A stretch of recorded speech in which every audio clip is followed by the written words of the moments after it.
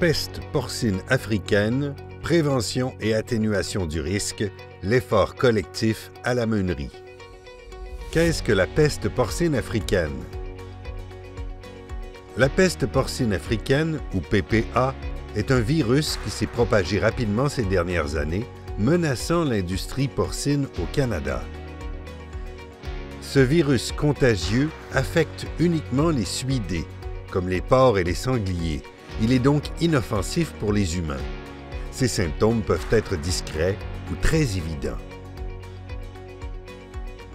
Afin de limiter les risques d'introduction, le Canada applique des contrôles stricts sur l'importation de porcs et de produits porcins provenant de pays touchés. La PPA est une maladie à déclaration obligatoire. Dans l'éventualité d'un cas confirmé, l'Agence canadienne d'inspection des aliments, ou ACIA, imposera rapidement des mesures de contrôle pour freiner sa propagation, comme l'élimination des troupeaux infectés. Des répercussions majeures telles que la suspension temporaire des exportations de porc et des produits du porc jusqu'à ce que le virus soit contenu, ainsi que l'activation de certaines ententes internationales pour la reprise graduelle des activités d'exportation, affecteront la production agricole et l'industrie agroalimentaire. Réduire le risque d'introduction de la PPA au Canada. L'achat d'intrants à l'international représente un risque d'introduction du virus, surtout pour les intrants provenant de pays touchés par la PPA.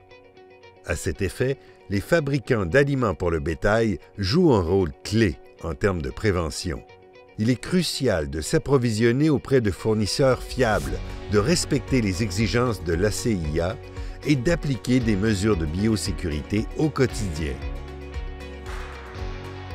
Un voyageur ayant visité un pays touché par la PPA peut aussi introduire le virus au Canada, et ce, particulièrement s'il y a visité un élevage porcin.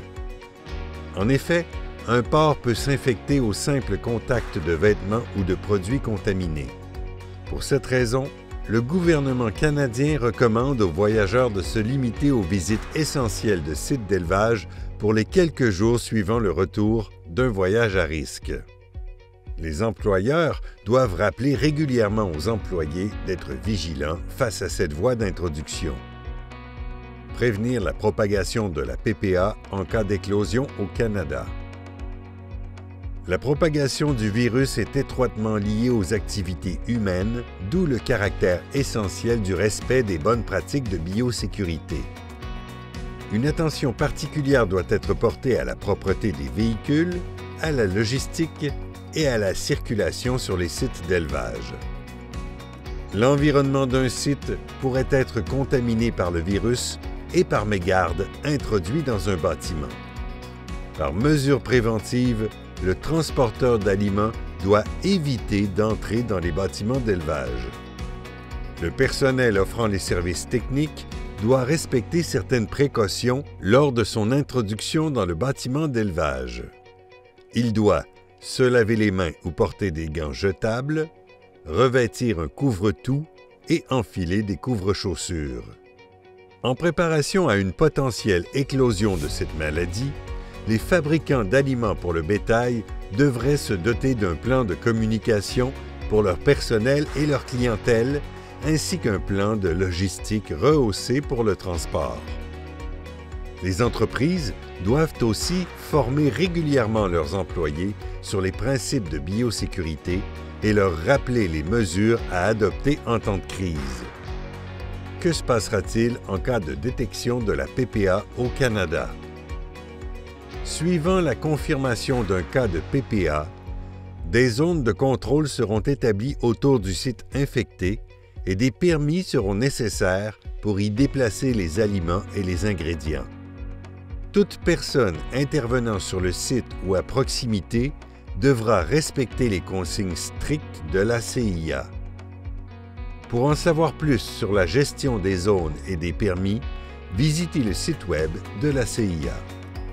L'ACIA mènera aussi une enquête sur les activités récentes du site infecté afin d'évaluer les risques de propagation. Si vous êtes fournisseur pour cet élevage, vous pourriez être contacté afin de fournir des informations précises.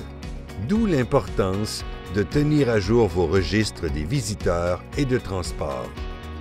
Depuis plusieurs années, les partenaires de l'industrie porcine travaillent ensemble à un plan de gestion de crise.